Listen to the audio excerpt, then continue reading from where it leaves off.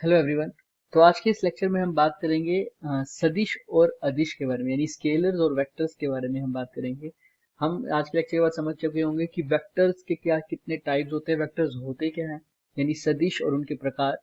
और हम ये भी डिफाइन कर सकेंगे कि एक सदिश का जो एक प्रकार है इकाई सदिश, उसका परिमाण कैसे निकालते हैं, यानी magnitude of a unit vector. सबसे पहले हम समझेंगे कि ये यूनिट वेक्टर होता क्या है, उसके बाद हम देखेंगे कि इसका मैग्नीट्यूड कैसे निकाला जा सकता है और इसकी डायरेक्शन क्या होती है, या क्या डायरेक्शन होती भी है या नहीं होती, क्या ये किस लिए ये यूजफुल होगा हमारे लिए, हम इसके बारे में बात करें। तो आइए बढ़ते हैं हमारे लेक्चर की तरफ। तो सबसे पहले हम बात करते हैं वेक्टर्स। क्वांटिटीज हमारी दो टाइप की होती हैं, स्केलर्स और वेक्टर्स, जो कि हम पढ़ चुके हैं। स्केलर्स अदिश क्वांटिटीज, वेक्टर मतलब सदिश क्वांटिटी। स्केलर वो क्वांटिटीज होती हैं जिनके पास सिर्फ और सिर्फ मैग्नीट्यूड होगा, जबकि सदिश यानी वेक्टर वो वाली क्वांटिटीज होंगी जिनके पास मैग्नीट्यूड के साथ साथ डायरेक्शन भी होगा। अगर मैं बात कर रहा हूं कि मैं चल रहा हूं, यानी डिस्टेंस की बात कर रहा हूं, मैं कुछ डिस्टेंस कवर कर रहा हूं कि मैं पाने 5 मीटर चला, तो ये डिस्टेंस है, it is a scalar quantity. ये एक अदिश है, इसके पास कोई डायरेक्शन नहीं है कि भाई मैं चल रहा हूँ, लेकिन कहाँ चल रहा हूँ वो भी मैंने बात नहीं की। तो अगर मैं सिर्फ एक पाथ को कवर कर रहा हूँ बिना उसकी डायरेक्शन को जाने, तो वो एक डिस्टेंस कवर कर रहा हूँ मैं। लेकिन साथ में अगर मैं जोड़ दूं कि मैं इस डायरेक्शन में चल रहा हूँ, तो वो एक वेक्टर क्वांटिटी है। मैग्नीट्यूड के साथ साथ डायरेक्शन भी, परिमाण के साथ दिशा भी होनी चाहिए, तब वो क्वांटिटी वेक्टर क्वांटिटी कहलाएगी। फॉर एग्जाम्पल, अगर मैं बोलूं, जब हम काउंटिंग करते हैं 1 2 3 4 5 6, क्या तुमने कभी सोचा है कि हम लोगों ने कि भाई चार चार की कोई डायरेक्शन है क्या? नहीं ना, सिर्फ एक मैग्नीट्यूड है, एक परिमाण है चार। 4 किलो चीनी, mass is a scalar quantity है ना। 5 किलो चीनी, 6 किलो चीनी, कभी हमने नहीं देखा 6 किलो चीनी इस डायरेक्शन में, कभी नहीं सुना ना। तो वो एक अदिश अदिश प्रकार का अदिश प्रकार की क्वांटिटी है हमारी, यानी स्केलर क्वांटिटी रही। सिमिलरली वेलोसिटी, कि भाई मैं 15 किलोमीटर पर आवर से अपनी व्हीकल चला रहा हूँ, लेकिन किस डायरेक्शन में चला रहा हूँ ये भी मायने रख रहा है, तो वेलोसिटी एक वेक्टर क्वांटिटी। तो वो क्वांटिटीज जिनके पास मैग्नीट्यूड और डायरेक्शन दोनों हो, परिमाण और दिशा दोनों हो, वो वेक्टर क्वांटिटीज होंगी। लेकिन जिसके पास सिर्फ और सिर्फ मैग्नीट्यूड होगा, यानी जिसके पास सिर्फ और सिर्फ परिमाण होगा, वो स्केलर क्वांटिटीज। स्केलर्स के बारे में हम बहुत पढ़ चुके हैं, आज हम वेक्टर्स के बारे में पढ़ेंगे और बेसिक लेक्चर रहेगा आज का हमारा। अब टाइप ऑफ वेक्टर्स, हमने डेफिनेशन तो लिख ली कि वेक्टर क्वांटिटीज जिनके पास डायरेक्शन और साथ साथ मैग्नीट्यूड दोनों होगा। इसके डिफरेंट डिफरेंट टाइप्स हैं, हम इंपॉर्टेंट पढ़ेंगे। कोलिनियर वेक्टर्स जो एक ही लाइन के अलोंग एक्ट करते हो, एक्ट अलोंग सिंगल और सेम लाइन, वो कोलिनियर वेक्टर। जैसे कि एक वेक्टर मेरा ये है, ए वेक्टर, दूसरा मेरा यहाँ हो जाए बी वेक्टर, तो दोनों सेम लाइन पर लाई कर रहे हैं, तो वो क्या हो जाएगा मेरे पास, कोलिनियर वेक्टर। अब यहां से ही हमारे पास सिंबल निकलता है वेक्टर का। अभी हम बात करेंगे कैसे रिप्रेजेंट करते हैं। कोप्लेनर वेक्टर्स वो वेक्टर्स जो same act along in same plane, या act in a same plane. Suppose करो दो फोर्स, फोर्स एक वेक्टर क्वांटिटी है क्योंकि वो दिशा पर भी डिपेंड कर रहा है। ये नहीं कह सकते हम सिर्फ 5 न्यूटन फोर्स लग रहा है, वो 5 न्यूटन फोर्स किस दिशा में, किस डायरेक्शन में लग रहा है, ये डिपेंड करता है ना। तो को प्लेनर की बात हम जो कर रहे हैं, एक फोर्स सबसे पहले एक वेक्टर क्वांटिटी है, लेकिन अगर दो फोर्सेस की बात कर रहा हूं मैं, दोनों एक्स वाई प्लेन में लग रही है। प्लेन मतलब ये एक्स, ये वाई, ये जेड, ये एक्सिस है हमारी। एक फोर्स मेरी एक्स वाई प्लेन पर एक्ट कर रही है F1, दूसरी भी मेरी F2 जो है वो भी एक्स वाई प्लेन पर एक्ट कर रही है। दोनों फोर्सेस मेरी एक ही प्लेन पर एक्ट कर रही है, एक्स वाई। तो इस फोर्सेस को, चाहे इनका मैग्नीट्यूड कुछ भी हो, डायरेक्शन थोड़ी इधर उधर हो सकती है, कोई दिक्कत नहीं है, लेकिन ये है दोनों एक्स वाई प्लेन में, तो ये को प्लेनर फोर्सेस हो गई। ऐसे ही को प्लेनर वेक्टर्स, यानी जो दो वेक्टर या दो से अधिक वेक्टर जो सेम प्लेन में लाई करें, उन्हें को प्लेनर वेक्टर्स कहेंगे। इक्वल वेक्टर्स, दो या दो से अधिक वेक्टर या सदिश जिनका जो परिमाण है वो सेम, जिनका जो मैग्नीट्यूड है सेम रहे। मैग्नीट्यूड क्या रहे, सेम रहे। The vectors which have equal magnitude. अब वेक्टर है तो मैग्नीट्यूड के साथ साथ एक और चीज होती है, डायरेक्शन। तो डायरेक्शन भी क्या रहनी चाहिए, सेम। तो दो वेक्टर या दो से अधिक वेक्टर जिनका मैग्नीट्यूड और डायरेक्शन दोनों सेम हो, वही इक्वल वेक्टर्स कहलाएंगे। अगर दोनों में से एक भी डिफरेंट हो गया तो वो अनइक्वल वेक्टर्स हो जाएंगे। जैसे कि एक फोर्स है जो अलोंग ईस्ट की डायरेक्शन, है ना, पूर्व दिशा की डायरेक्शन में लग रही है, उसका मैग्नीट्यूड 5 न्यूटन, लेकिन दूसरी फोर्स जो ईस्ट की डायरेक्शन में लग रही है उसका मैग्नीट्यूड 7 न्यूटन का है। दोनों अनइक्वल हो जाएंगे क्योंकि मैग्नीट्यूड सेम नहीं है, डायरेक्शन चाहे सेम हो लेकिन मैग्नीट्यूड सेम नहीं है। अगर इक्वल वेक्टर है तो उनका मैग्नीट्यूड और डायरेक्शन दोनों सेम होना चाहिए। नल वेक्टर वो वेक्टर जिसका मैग्नीट्यूड क्या होगा, जीरो। वो वेक्टर जिसका मैग्नीट्यूड क्या हो, जीरो, वो एक नल वेक्टर कहलाएगा। तुम्हारे पास ये वेक्टर्स के टाइप्स हो गए, कोलिनियर, कोप्लेनर, इक्वल, अनइक्वल, नल वेक्टर्स। ये सब डिफरेंट डिफरेंट हैं, हालांकि इनका अभी इतना यूज नहीं होगा, हम डिफरेंट डिफरेंट केसेस में इसको पढ़ेंगे तो हम साथ साथ इसको देखते जाएंगे। बट इनसे भी इंपॉर्टेंट दो और वेक्टर्स हैं हमारे पास, यूनिट वेक्टर्स और पोजीशन वेक्टर्स। यूनिट वेक्टर को हम कोशिश करेंगे कि आज की लेक्चर में खत्म कर दें, पोजीशन का जितना हो पाएगा उतना करेंगे, वरना नेक्स्ट क्लास में हम उसके न्यूमेरिकल्स टाइप कर लेंगे। आइए तो हम यूनिट वेक्टर्स के बारे में पढ़ते हैं। अब यूनिट वेक्टर्स पढ़ने से पहले हम छोटी सी एक चीज पढ़ ले, मैग्नीट्यूड वेक्टर का कैसे निकालते हैं। ये जस्ट एक ब्रशअप करवा रहा हूं मैं, ये हम 11th में पढ़ चुके हैं। मैग्नीट्यूड ऑफ वेक्टर, कोई वेक्टर कैसे रिप्रेजेंट करते हैं, इसको सीखने के बाद हम ये पा जाते हैं। अब कोई वेक्टर है फोर्स, अब उसको रिप्रेजेंट करता हूं मैं मान लो एफ से, और इसके ऊपर लगा होता है एक ऐसा निशान, हम सबको पता है ये वेक्टर का निशान होता है। इसमें जो ये टेल पार्ट है ये रिप्रेजेंट करता है मैग्नीट्यूड, और ये जो हेड पार्ट है एरो, इसको बोलते हैं हेड पार्ट, ये रिप्रेजेंट करता है डायरेक्शन। तो अगर दो फोर्सेस है मेरी F1 और F2, ये F1 है और ये F2 है, हम साफ साफ बोल सकते हैं F1 बड़ा है, क्योंकि बड़ा का मतलब किसका मैग्नीट्यूड ज्यादा। मैग्नीट्यूड किससे डिसाइड होता है, टेल से, तो टेल F1 की ज्यादा तो F1 ज्यादा। सिमिलरली अगर F डैश ऐसा हो इतना और F डबल डैश हमारे पास इतना, तो हम बोल सकते हैं F डैश ग्रेटर है F डबल डैश। रिप्रेजेंट करते हुए ये सिर्फ हमने ये ड्रॉ किया है ज्योमेट्रिकली, रिप्रेजेंट करते सही में हम कोई वेक्टर अगर ए वेक्टर है तो उसको रिप्रेजेंट करने के लिए सिर्फ हम ए लिखेंगे और उसके ऊपर ये साइन लगा देंगे, जिससे पता लगेगा कि ये एक वेक्टर है। सिमिलरली अब वेक्टर को हम कई प्रकार से जानते हैं, किस डायरेक्शन में चलना है उस प्रकार से भी हम जानते हैं, हम उसी के बारे में हम अच्छे से पढ़ते हैं। आइए अब मैग्नीट्यूड ऑफ द वेक्टर ये पढ़ने से पहले हमें यूनिट वेक्टर पढ़ना पड़ेगा। यूनिट वेक्टर क्या होता है, यूनिट वेक्टर से ही हमारा ये टर्म निकलेगा मैग्नीट्यूड ऑफ द वेक्टर। आइए तो अभी देखिए यूनिट वेक्टर क्या होगा। यूनिट वेक्टर एक ऐसा वेक्टर है जिसका मैग्नीट्यूड क्या रहेगा, हमेशा 1, एंड इसकी जो डायरेक्शन रहेगी वो इसके साथ रहेगी। जैसे जैसे जैसे कोई भी एक वेक्टर है अगर उसका मैग्नीट्यूड 1 है, कोई भी एक वेक्टर है उसका मैग्नीट्यूड 1 है, क्या हम उसको यूनिट वेक्टर बोलेंगे या नहीं बोलेंगे। आइए देखते हैं। Unit vector for example force लग रही है 5 न्यूटन किसी एक पर्टिकुलर डायरेक्शन में, अब वो डायरेक्शन हो गया ईस्ट, सपोज कर लो ईस्ट की तरफ। तो ईस्ट की तरफ दिखाने के लिए हमें एक वेक्टर का रिप्रेजेंटेशन तो जरूरी है, क्यों, क्योंकि force is a vector quantity और वेक्टर के पास क्या होता है, मैग्नीट्यूड, साथ साथ क्या होता है उसके पास, डायरेक्शन। अब ये फोर्स एक वेक्टर है, इसका मैग्नीट्यूड तो मैंने साफ साफ बता दिया कितना, 5 न्यूटन, बट इसको डायरेक्शन कैसे बताएं, ईस्ट की तरफ है, या तो मैं सीधा लिख दूं F5 टुवर्ड्स ईस्ट, बट इसी को रिप्रेजेंट करने के लिए हमने एक वेक्टर का डिसाइड किया हुआ है यूनिट वेक्टर। यूनिट वेक्टर क्योंकि सिर्फ इसका मैग्नीट्यूड 1 होता है तो इसको किसी के साथ भी मल्टीप्लाई करें उसके मैग्नीट्यूड पे कोई फर्क नहीं पड़ेगा। भाई 1 को अगर मैं किसी के साथ मल्टीप्लाई करूं तो क्या कोई फर्क पड़ेगा, नहीं पड़ेगा। तो अब इसका मैग्नीट्यूड वाले पार्ट से कोई फर्क नहीं पड़ता, तो इसका यूज सिर्फ किस लिए होगा, डायरेक्शन के लिए।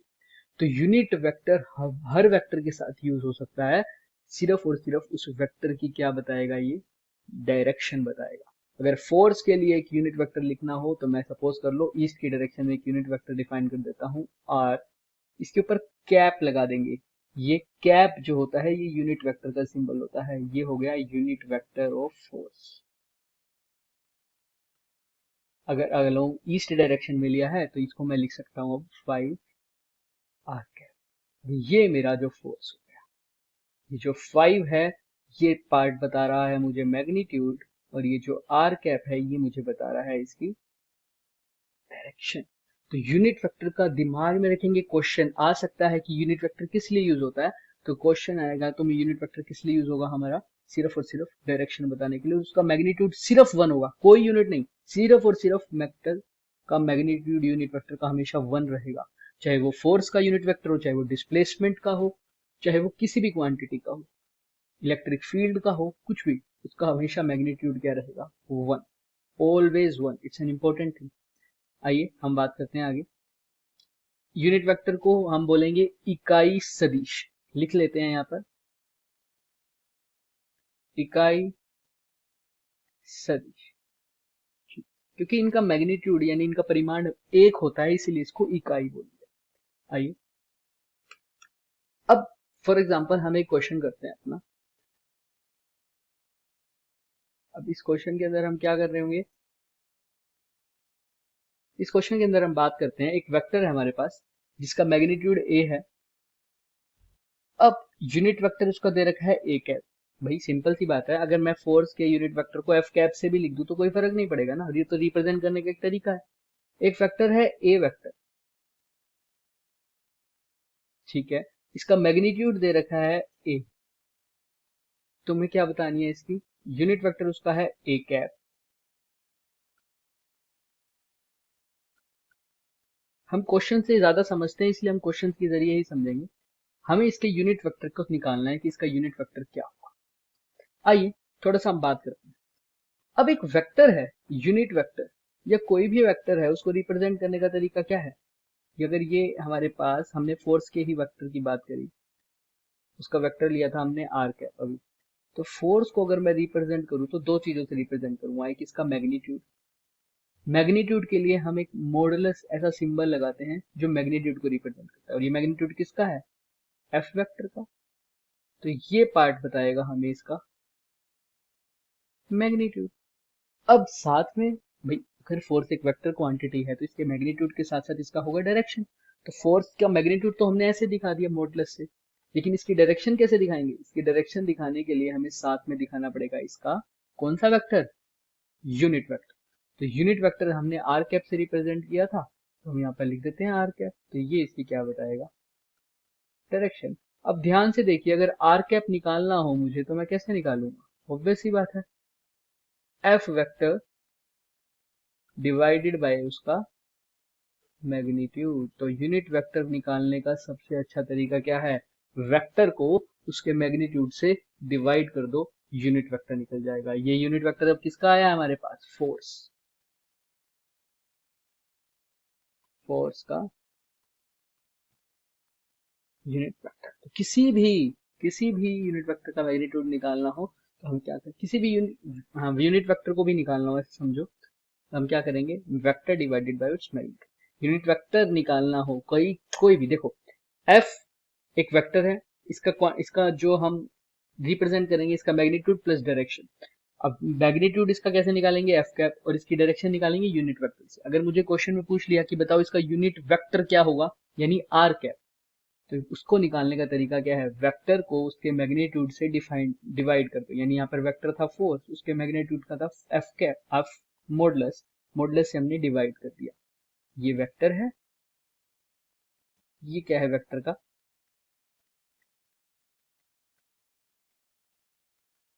मैग्नीट्यूड, वेक्टर को उसके मैग्नीट्यूड से डिवाइड कर दो, उसका यूनिट वेक्टर निकल जाएगा। और यूनिट वेक्टर का मैग्नीट्यूड अगर पूछा हो तो वो तो आंखें बंद करके हम बोल देंगे यूनिट वेक्टर का मैग्नीट्यूड हमेशा क्या होगा, ओके। यूनिट वेक्टर ऐसे निकालेंगे और मैग्नीट्यूड उसका 1 रहेगा। आइए अब इस क्वेश्चन को करते हैं। अब इन्होंने बोला एक वेक्टर ए वेक्टर है, इसका जो मैग्नीट्यूड दे रखा है वो ए है, इसका यूनिट वेक्टर बताओ ए की डायरेक्शन में।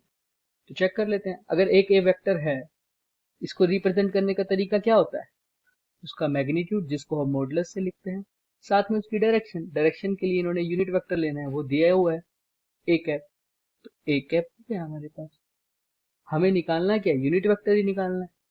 तो अगर मैं इसको दोबारा लिखूं, ए वेक्टर, और मैग्नीट्यूड को गिवन है हमें कितना दे रखा है, ए, तो मैग्नीट्यूड की जगह सिर्फ लिख दो ए, और ए कैप तो है ही। अब यहां से हमें ए कैप निकालना होगा, तो क्या आएगा A cap? Vector divided by उसका मैग्नीट्यूड। तो ये हमारे पास क्या आ गया? एक unit vector. Unit vector simple, vector divided by its magnitude. Option number हमारे पास आ रहा है ऑप्शन नंबर 4। वेक्टर को उसके मैग्नीट्यूड से डिवाइड कर दिया, सिंपल। आइए नेक्स्ट क्वेश्चन पर आते हैं। अब बताना है unit vector in the direction of vector 2i plus 3j plus k। अब ये कैसे निकालने का तरीका बिल्कुल सेम, लेकिन अब हम बात करने वाले हैं यहाँ पर मैग्नीट्यूड की। मैग्नीट्यूड कैसे निकालते हैं किसी भी वेक्टर का? यूनिट वेक्टर की नहीं बात कर रहा। यूनिट वेक्टर का तो मैग्नीट्यूड हमेशा क्या होगा? 1। अगर ये मेंशन ही नहीं है कि एक यूनिट वेक्टर है, तो उस वेक्टर का मैग्नीट्यूड कैसे निकालते हैं? ये हम सीख चुके हैं, पर इससे पहले हम थोड़ा सा आगे बढ़ के हम थोड़ा सा समझते हैं ये आई कैप, जे कैप, के कैप, ये सब क्या है। आइए तो देखें। अब डायरेक्शन को बताने के लिए हमें पता चल गया कि हमें यूनिट वेक्टर पढ़ना है, लेकिन हमें तो 3 कोऑर्डिनेट गिवन होते हैं, एक्स, वाई और ये है जेड। एक्स वाई और जेड, एक्स वाई और जेड। ये राइट हैंड, कहीं पर भी एक्स वाई और जेड नहीं ले सकते, याद रखना। क्वेश्चन भी आ सकता है कि हमेशा सेम, हमेशा एक्स वाई जेड सेम रहेगा या अलग अलग ले सकते हो, लेकिन दिमाग लगा के लेना पड़ेगा, रूल फॉलो करेगा। अभी हमने लिया है ये राइट हैंड फैशन में, एक्स वाई और जेड, ये हमेशा वैलिड रहेगा अगर हम एक्स वाई और जेड ले लें। अपनी मर्जी से हम कभी भी कहीं पर भी जेड, कहीं पर भी वाई, कहीं पर भी एक्स नहीं ले सकते। आइए, तो अब मैंने बोला यूनिट वेक्टर को हम डायरेक्शन के लिए यूज करते हैं। अब अगर मैं बोल रहा हूँ कि एक्स डायरेक्शन में कोई चीज मूव कर रही है, तो अभी हमने फिजिक्स में देख लिया कि अब डायरेक्शन के लिए यूनिट वेक्टर यूज करूंगा। तो एक्स डायरेक्शन में यूज करने के लिए मैं क्या बात करूंगा? सिर्फ और सिर्फ एक्स के लिए मैं बात करूंगा, एक यूनिट वेक्टर मैंने फिक्स कर लिया एक्स डायरेक्शन के लिए, नाम है आई कैप। सिमिलरली वाई डायरेक्शन के लिए मैंने बात करी, उसका नाम क्या है? जे कैप। और जेड डायरेक्शन के लिए मैंने बात की, उसका नाम क्या है? के कैप। जब भी अब मैं बोलूंगा कि एक फोर्स लग रही है एक्स डायरेक्शन में, तो मैं अब सीधा ऐसे नहीं बोलूंगा कि फोर्स एफ डायरेक्शन में लग रही है, एफ टुवर्ड एक्स, नो। मैं लिखूंगा फोर्स का जो डायरेक्शन है वो कौन सी डायरेक्शन है? अलोंग आई कैप। या ऐसे बोल दूंगा, फोर्स अगर वाई में लग रही है तो बोलूंगा फोर्स कौन सी डायरेक्शन में लग रही है? वाई में तो लग रही है, लेकिन उसका यूनिट वेक्टर क्या है? जे कैप। तो मैं सिंपल ये लिख सकता हूँ कि जो फोर्स है मेरा कौन सी दिशा में लग रही है? जे कैप के लोग या के कैप के लोग, अगर जेड डायरेक्शन है तो अब हम हमेशा, अब हम एक्स वाई जेड का यूज नहीं करेंगे, अब हम आई कैप, जे कैप, के कैप। आई कैप, जे कैप है क्या? आई कैप क्या है तो सारे यूनिट वेक्टर, बट ये कौन सी डायरेक्शन में है? Unit vector in X direction. ये क्या है? Unit vector along Y direction. और ये क्या हो जाएगा? Unit vector along Z direction. अब अगर कोई भी चीज मुझे गिवन है, सपोज कर लो कोई वेक्टर है ए वेक्टर, उसको वो गिवन है। अब मैं कोई वेक्टर में एक्स में भी जा रहा है और वाई में भी जा रहा है। अगर कोई वेक्टर सिर्फ एक्स में चल, कोई भी मतलब कोई भी क्वांटिटी है वो सिर्फ एक्स में आ रही है, तो मैं इसको ऐसे लिख सकता हूँ, उसका मैग्नीट्यूड है मान लो एक्स, तो एक्स में है आई कैप। सिमिलरली अगर वो वाई में भी है उसका कंपोनेंट, तो क्या बोलूंगा? वाई जे कैप। अगर उसका कंपोनेंट के में भी है तो क्या बोलूंगा? जेड के कैप। ये कुछ भी हो सकता है। सपोज कर लो एक फोर्स है जो मेरी एक्स में, तो जिसका कंपोनेंट है मेरा 2 न्यूटन, वाई में जिसका कंपोनेंट है मेरा 4 न्यूटन। सपोज कर लो एक फोर्स है, एक्स में कितना लग रही है, वो ना प्रॉपर एक्स में है ना प्रॉपर वाई में है, एक्स और वाई के बीच में है, तो उसका कुछ कंपोनेंट तो एक्स में होगा, कुछ कंपोनेंट कहाँ होगा? वाई में। तो उसको रिप्रेजेंट करने के लिए ये तरीका है। तो एफ जो वेक्टर है 2 न्यूटन लग रही है एक्स में, तो 2 न्यूटन कौन सी डायरेक्शन में? एक्स। अब एक्स नहीं लिखूंगा, कौन सा कैप? आई कैप। प्लस वाई में 4 न्यूटन, तो सिर्फ अब वाई नहीं लिखूंगा, 4 न्यूटन क्या लिखूंगा? सिमिलरली वो जेड में भी हो सकता है। सपोज कर लो 1 के कैप, जेड में कितना लग रहा हो? सपोज कर लो अगर वो 1 न्यूटन, तो ये हमारे पास फोर्स हो। अब वो पूछता है इसका मैग्नीट्यूड। ये हमने सीख रखा है, इसका सिंपल फॉर्मूला बता देंगे हम। फोर्स है, अब ये लिखने का तरीका तो ये हो गया कि अगर वेक्टर फॉर्म में लिखना है तो 2n आई कैप यानी 2 न्यूटन लग रही है एक्स में, 4n जे कैप यानी 4 न्यूटन लग रही है वाई में, 1 के कैप यानी 1 न्यूटन लग रही है मेरी जेड में। अगर अब इसका नेट मैग्नीट्यूड एक वेक्टर है, ये पूरा एक वेक्टर है, फोर्स वेक्टर, अब इसका मैग्नीट्यूड पूछा हो तो मैं कैसे निकालूंगा? बहुत आसान तरीका, कुछ नहीं करना, हमने हमने तीनों को स्क्वायर कर देना है पहले। 2 का स्क्वायर प्लस 4 का स्क्वायर प्लस 1 का स्क्वायर, स्क्वायर कर कर ऐड करके उसका अंडर रूट ले लो, वही उसका क्या हो जाएगा? मैग्नीट्यूड। ये वेक्टर के मैग्नीट्यूड का तरीका है। तीनों डायरेक्शन के वेक्टर्स, तीनों डायरेक्शन में जो उसका कंट्रीब्यूशन है उसको स्क्वायर करके ऐड करके अंडर रूट कर देना है। 2, 4 और 1, 2 का स्क्वायर कितना हो जाएगा? 4, 4 का स्क्वायर 16, 1 का स्क्वायर 1, तो इसका अंडर रूट कर दो तो ये कितना आ जाएगा? Under root 21। तो ये इसका आंसर आ जाएगा। वेक्टर का मैग्नीट्यूड ऐसे निकालेंगे, कुछ नहीं करना। अगर मान लो 1 के कैप नहीं है तो जो गिवन है उनका स्क्वायर करके ऐड करके स्क्वायर रूट कर देना। ये वेक्टर का मैग्नीट्यूड निकालने का तरीका है। जितने भी कंट्रीब्यूशन है सबका स्क्वायर करके ऐड करके स्क्वायर रूट कर दो, बस कुछ नहीं। आइए चलो देखते हैं एक बारी। लेकिन याद रखना ये कोई भी वेक्टर है, लेकिन अगर ये यूनिट वेक्टर है, ये फॉर्मूला किस चीज का है? मैग्नीट्यूड ऑफ अ वेक्टर, ठीक है। लेकिन अगर ये यूनिट वेक्टर गिवन होता मुझे एफ, तो उसका मैग्नीट्यूड क्या आता? हमेशा 1 आता। चाहे मैं सोल्व भी कर लूँ उसका आंसर हमेशा 1 आएगा। अंडर रूट 21 उस केस में नहीं आता अगर ये मेंशन होता कि ये एक यूनिट वेक्टर है। और कोई भी वेक्टर है उसका मैग्नीट्यूड निकालने का तरीका नहीं बदलेगा, स्क्वायर करके ऐड करके अंडर रूट। आइए देखते हैं कैसे। अब इसमें इसने बोल दिया, जैसे देखिए यूनिट वेक्टर निकालना है in the direction of A cap. आते हैं इसके ऊपर भी अभी, पहले इससे आसान क्वेश्चन। एक वेक्टर है मेरे पास, इसका मैग्नीट्यूड निकालना है 3 i cap plus 2j cap minus k cap. कैसे निकालेंगे? वेक्टर का तरीका वही सर, एक वेक्टर है, मान लो ये a कैप है, 3 i cap plus 2j cap minus k cap, इसका मैग्नीट्यूड निकालना है। तो मैग्नीट्यूड का फॉर्मूला सर सिंपल, स्क्वायर करके ऐड करके और उनका क्या कर देना है हमें? अंडर रूट कर देना। अब यहाँ पर चाहे माइनस हो प्लस हो कोई फर्क नहीं पड़ेगा, क्योंकि उसका स्क्वायर हमेशा प्लस में आ जाएगा, है ना। नेगेटिव का स्क्वायर हमेशा पॉजिटिव हो जाता है। आइए, तो 3 का स्क्वायर 9, 2 का स्क्वायर 4, 1 का स्क्वायर 1, तो अंडर रूट 14 इसका आंसर आ जाएगा। इस वेक्टर का जो मैग्नीट्यूड आएगा वो क्या आ जाएगा हमारे पास? Under root 14। सिंपल। आइए अब ये क्वेश्चन देखते हैं। हमसे पूछा है कि x की वैल्यू बताओ, find the value of x is for which this complete, अच्छा क्वेश्चन है ध्यान से सुनना, for this is a complete vector is a unit vector, ये पूरा एक इकाई सदिश हो तब x का मान ज्ञात करो। कैसे? समझो, एक वेक्टर दे रखे हैं मुझे कोई भी, इसको भी a वेक्टर बोल दिया, लेकिन अब a वेक्टर की वैल्यू नहीं गिवन मेरे को। जैसे वहां पर लिखा हुआ था 5 i cap plus 3j cap plus 4k cap, लेकिन यहाँ पर ऐसा कुछ नहीं लिखा हुआ। यहाँ पर लिखा हुआ है x i cap plus j cap plus k cap, ये a वेक्टर गिवन है। वो कह रहे हैं अगर ये a वेक्टर एक कैसा वेक्टर है? यूनिट वेक्टर है, तो x का मान यानी x की वैल्यू बताओ। कैसे सर? अब देखिए, अगर इसने कहा है a वेक्टर है यूनिट वेक्टर, अगर ये कोई यूनिट वेक्टर है तो इसका मैग्नीट्यूड यानी इसका परिमाण हमेशा क्या रहेगा? 1, इकाई रहेगा। तो आइए करते हैं, इसको थोड़ा सा खोल के भी देख सकते हैं हम।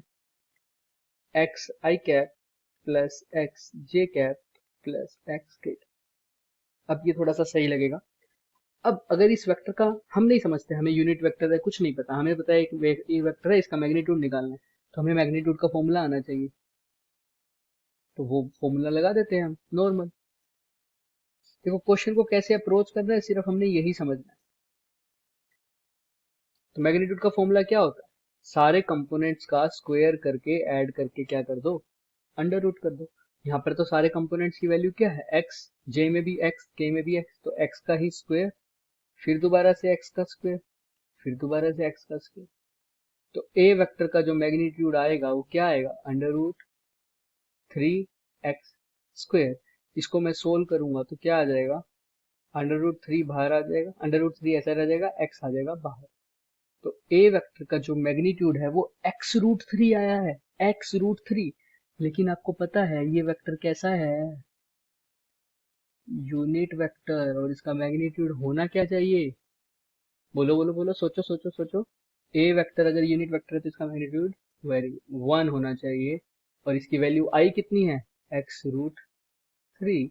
तो x का मान यानी x कितना हो जाएगा, 1/√3।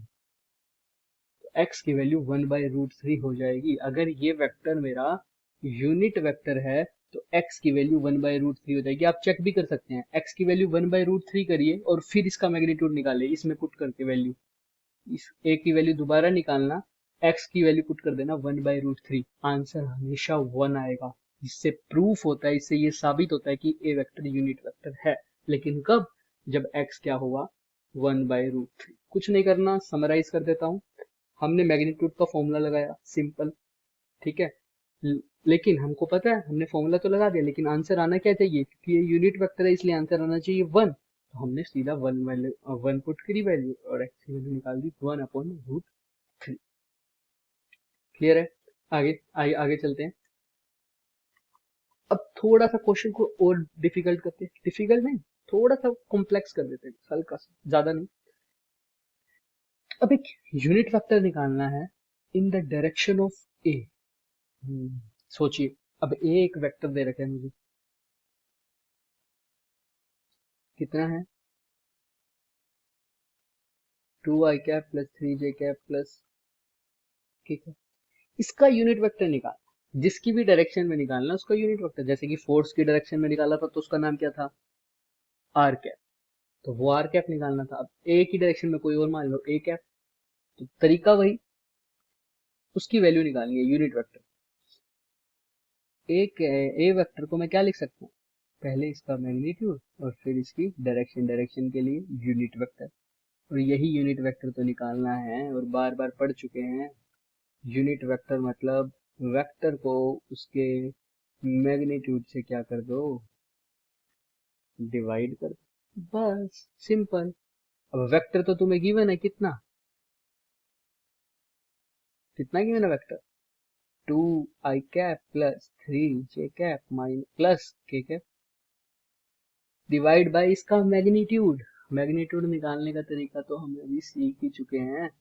क्या है इसका मैग्नीट्यूड निकालने का तरीका, सब बोलेंगे, अंडर रूट ऑफ 2 का स्क्वायर प्लस 3 का स्क्वायर प्लस 1 का स्क्वायर। याद रखिएगा, आई मत लिख दीजिएगा, कि मैग्नीट्यूड जब भी लिखोगे तो उसका मैग्नीट्यूड 1 ही होता है। 2 स्क्वायर 3 स्क्वायर 1 स्क्वायर, कोफिशिएंट का स्क्वायर करके अंडर रूट कर दो, 2 का स्क्वायर 4, 3 का स्क्वायर 9, 1 का स्क्वायर 1, अगेन अंडर रूट 14। तो मैग्नीट्यूड क्या आ गया इसका, अंडर रूट 14। यही क्या आ जाएगा इसका यूनिट वेक्टर। तो यहाँ पर क्या यूज किया हमने, एक यूनिट वेक्टर मतलब वेक्टर डिवाइडेड बाय उसका मैग्नीट्यूड। वेक्टर गिवन था simple, 2i cap plus 3j cap plus k cap, और मैग्नीट्यूड में निकाल सकता हूँ, स्क्वायर करके ऐड कर दो अंडर रूट से, 2 का स्क्वायर 4, 3 का स्क्वायर 9 और 1 का स्क्वायर 1, अंडर रूट 14। तो ये इसका क्या हो जाता है हमारे पास आंसर। देख लो सब, किसी को कोई भी इशू हो तो आप डाल सकते हैं कमेंट्स में, जैसे भी आपको लगता है सही। आइए आगे चलते।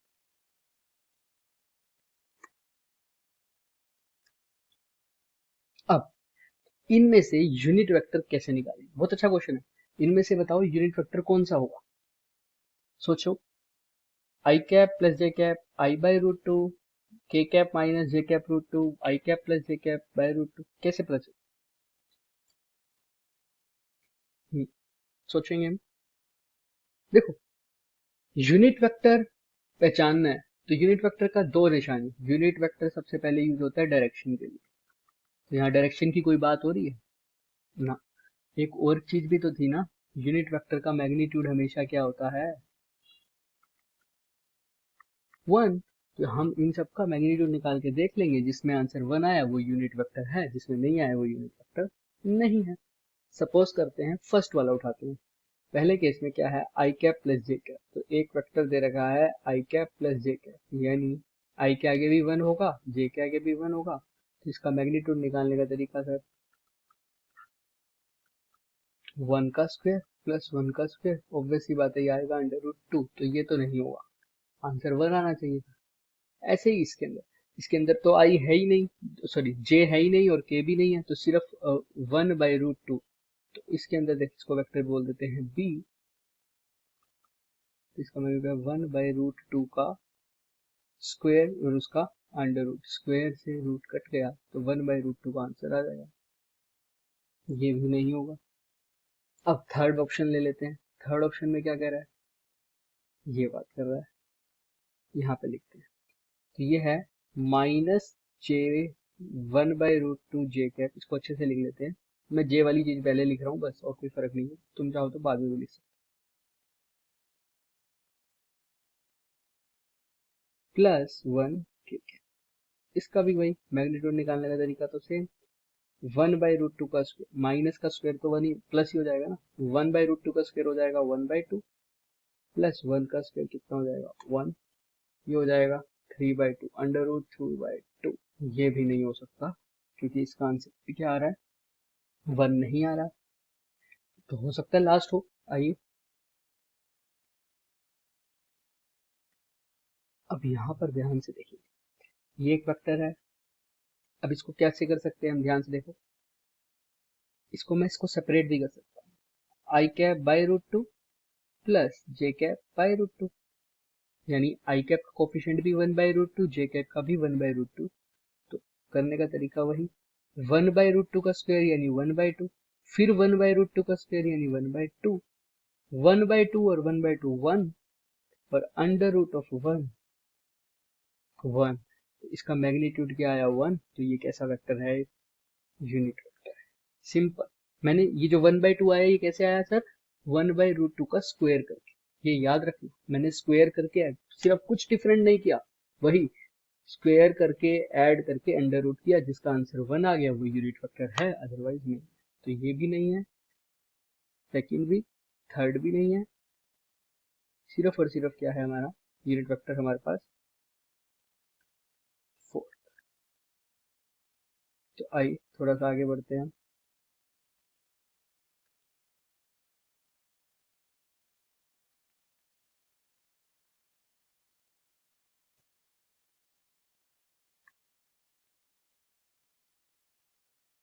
चलिए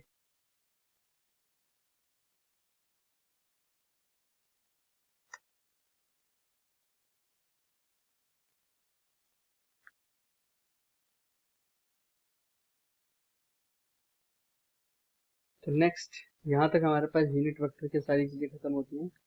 अब हम बात करेंगे हमारे पास, अब हम बात करेंगे हमारे पास पैरेललोग्राम के बारे में, तो हम जस्ट आगे कर लेंगे, लेकिन यहाँ पर एक और चीज आती है, पोजीशन वेक्टर। पैरेललोग्राम क्या बोल रहा हूँ मैं, पैरेललोग्राम ऑफ वेक्टर एडिशन, जो हम नेक्स्ट क्लास में डिस्कस करेंगे, वो इम्पोर्टेंट चीज है, बट पोजीशन वेक्टर के बारे में हम अभी समझ सकते हैं। देखो हमने बहुत सारे टाइप्स ऑफ वेक्टर करे हैं, जिसके अंदर हमने पढ़ लिया कोलिनियर, कोप्लेनर, इक्वल, नल, ये सारे पढ़ लिए, ठीक है, ये इंपॉर्टेंट थे, और इससे भी इंपॉर्टेंट हमारे बात थे यूनिट वेक्टर, और अब दूसरा वेक्टर है पोजीशन वेक्टर। यूनिट वेक्टर क्या था, वो वेक्टर जो क्या बताएगा, सिर्फ और सिर्फ डायरेक्शन, और उसका मैग्नीट्यूड हमेशा होगा 1, चाहे वो किसी का भी यूनिट वेक्टर। अब आता है पोजीशन वेक्टर, इसके नाम से ही स्पष्ट है कि पोजीशन वेक्टर क्या बताएगा हमें, इसको स्थायी सदिश भी कहते हैं, है ना। तो हम पोजीशन वेक्टर कैसे निकालेंगे, सोचिए थोड़ा सा, कैसे निकालेंगे पोजीशन वेक्टर।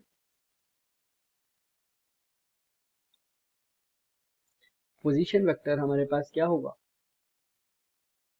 स्थिति, स्थिति बताएगा, स्थिति सदिश कैसे बताएगी, स्थिति मतलब किसी भी चीज की पोजीशन कैसे होगी, पोजीशन कहाँ होगी उसकी, स्थिति कैसी होगी उसकी, ऐसा समझ लो, जो वेक्टर किसी की पोजीशन बताए, स्थिति बताए, स्थिति सदिश, वो क्या होगा, पोजीशन वेक्टर, ऑब्वियस सी बात, कैसे बताएगा। अब एक गाइडलाइन है, एक हमारे पास रूल है, इसका ध्यान रखना, हमारे पास जो प्लेन होता है वो क्या होता है, एक्स वाई और जेड। ठीक है, एक्स वाई और जेड। आज सिर्फ इसके बारे में बात करेंगे, क्वेश्चन इसके नेक्स्ट क्लास में करेंगे। एक्स वाई और जेड, अभी कोई बर्ड है मान लो या कोई भी ऑब्जेक्ट है ए, वो मेरा इधर बैठा है इस पॉइंट, तो इसकी पोजीशन निकालने के लिए जो मेरे को वेक्टर दिखाना पड़ेगा वो होगा पोजीशन वेक्टर। और इसकी खास बात क्या होती है, क्वेश्चन भी आ सकता है, इसकी खास बात ये होती है कि ये हमेशा कहाँ से स्टार्ट होता है,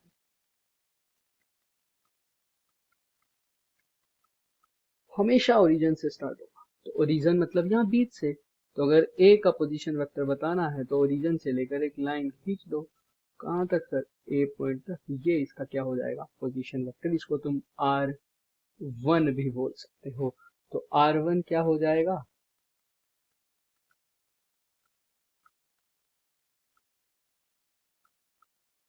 position vector of A. Similarly suppose कर लो अगर ए पॉइंट अब यहाँ से उठकर यहाँ पर आ जाए, तो मैं बोल दूं कोई और पॉइंट ले लो, चलते हैं बी पॉइंट। इस बी पॉइंट का पोजीशन वेक्टर बताना हो तो कैसे बताऊंगा, सिमिलरली ओरिजिन से बी पॉइंट तक एक रेखा खींच देंगे वो वेक्टर जैसी। तो ये क्या हो जाएगा हमारे पास R2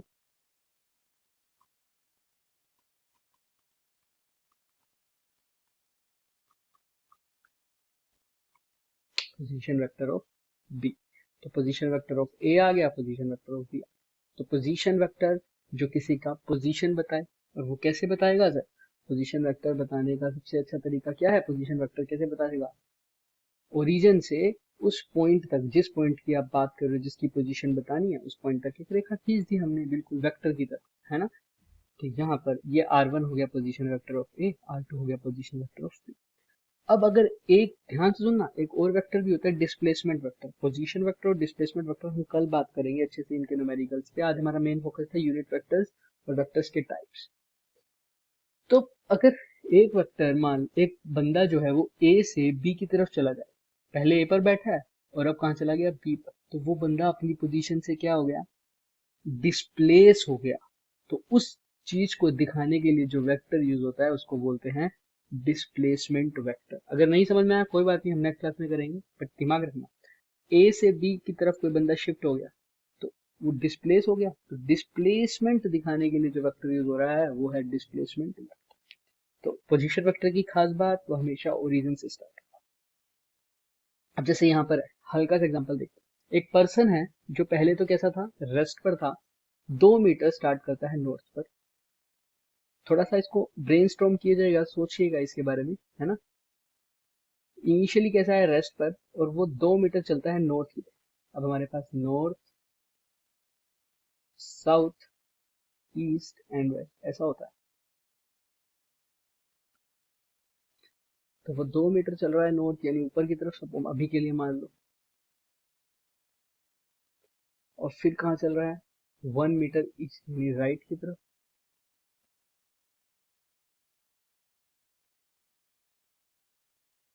then 5 metre toward south यानी नीचे की तरफ, 5 मीटर तो थोड़ा सा ज्यादा आएगा, क्योंकि 2 मीटर तो यही हो गया, तो कितने मीटर और ज्यादा आएगा, 5 मीटर, 5 मीटर कितना होगा।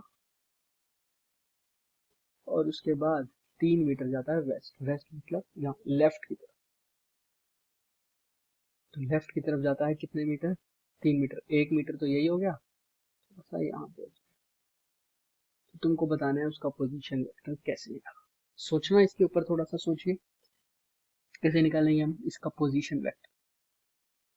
सिंपल सी बात, हमने पोजीशन वेक्टर को रिप्रेजेंट करना है ओरिजिन से। तो आप चाहो तो ओरिजिन अगर हमारा ये है तो यहाँ से लेकर यहाँ तक एक वेक्टर लगा दो, सिंपल, कुछ नहीं करना हमें। इसको हम कल के ऊपर छोड़ेंगे, हम बात करेंगे इसकी, लेकिन थोड़ा सा सोच के आइएगा इसके ऊपर कैसे इसको करेंगे, है ना। थोड़ा सा सोच, दिमाग लगाएंगे। मैंने डायग्राम बना दिया, बिल्कुल पहले वो कहाँ गया है, नॉर्थ की तरफ यानी ऊपर की तरफ। फिर कहाँ गया है ये, ईस्ट की तरफ यानी राइट की तरफ। फिर कहाँ गया है ये, साउथ की तरफ यानी नीचे की तरफ। फिर कहाँ गया है वो, वेस्ट की तरफ यानी लेफ्ट की तरफ। और कितना गया ये भी मैंने दिखा दिया। ऑब्वियस सी बात है, आप सबको दिख रहा होगा। अब वो थोड़ा सा लेफ्ट की तरफ है, कितने मीटर, वो ध्यान से देखिए। क्वेश्चन, इस क्वेश्चन का सॉल्यूशन हम नेक्स्ट क्लास में ही करेंगे, इसका सॉल्यूशन साथ में अटैच नहीं मिलेगा, सिर्फ सोच के आना इसके बारे में। बाकी जो होमवर्क क्वेश्चन होंगे उनका सॉल्यूशन साथ में मिल जाएगा। जैसे कि ये रहे हमारे, ये क्वेश्चन है हमारे पास, होमवर्क क्वेश्चन है। इसके अलावा एक और क्वेश्चन भी है, वो भी दिख जाएगा हमें आगे। तो इस क्वेश्चन के अंदर हम क्या क्या करेंगे, ये आपको बताना है कि सबसे पहला तो सिंपल है ट्रू और फॉल्स का, लेकिन इंपॉर्टेंट पार्ट है, ये इंपॉर्टेंट क्वेश्चन है होमवर्क 1 और एक ये होमवर्क। और ये पूछे गए हुए सवाल हैं और बहुत अच्छे सवाल हैं, सिंपल बेसिक बेसिक भी नहीं है, बेसिक से थोड़ा सा ऊपर है, हम कर सकते हैं। एक और क्वेश्चन भी होगा इसके साथ, वो हम साथ के साथ देखते रहेंगे, बट यहाँ तक ध्यान रखेंगे। थोड़ा सा हम समराइज कर देते हैं अभी आज तक जो हमने अभी भी पढ़ा है। सबसे पहले सदिश यानी वेक्टर्स, इनके पास क्या होगा, परिमाण यानी मैग्नीट्यूड, साथ में क्या होगी, डायरेक्शन। उसके बाद हमने बहुत सारे वेक्टर्स की बात करी थी, collinear, coplanar, equal, unequal. Collinear जो एक लाइन में, कोप्लेनर जो एक प्लेन में, इक्वल जिनका मैग्नीट्यूड और डायरेक्शन इक्वल हो, अनइक्वल जिनका मैग्नीट्यूड और डायरेक्शन इनमें से कुछ भी इक्वल ना हो, मतलब चाहे तो मैग्नीट्यूड इक्वल हो सकता है डायरेक्शन इक्वल ना हो तो भी वो अनइक्वल, या डायरेक्शन सेम हो लेकिन मैग्नीट्यूड इक्वल ना हो तो वो भी अनइक्वल। और उसके बाद हमने पढ़ा नल वेक्टर, और भी बहुत होते हैं लेकिन हम बेसिक बेसिक पढ़ रहे हैं। उसके बाद जो इंपॉर्टेंट था वो हमने पढ़ा यूनिट वेक्टर। इसका यूज किस लिए किया जाता है, सिर्फ और सिर्फ डायरेक्शन के लिए, और इसको इकाई सदिश भी बोलेंगे। इसका मैग्नीट्यूड कितना होता है, 1। इसका मैग्नीट्यूड हमेशा क्या होगा, 1 रहेगा, चाहे वो किसी का भी यूनिट वेक्टर। साथ में हम बात करेंगे यूनिट वेक्टर के साथ हमने बात किया पोजीशन वेक्टर। यूनिट वेक्टर के बाद उस पर हमने बहुत सारे क्वेश्चंस किए और अच्छे क्वेश्चंस किए, होमवर्क करके आइएगा, उसके सॉल्यूशन आपको मिल जाएंगे। पोजीशन वेक्टर, पोजीशन वेक्टर क्या डिफाइन करता है, सबकी पोजीशन बताएगा। अब पोजीशन अगर बताएगा तो इसकी खास चीज क्या, जैसे इसकी खास चीज इसका मैग्नीट्यूड 1, पोजीशन वेक्टर की खास चीज क्या है, हमेशा कहाँ से स्टार्ट होगा,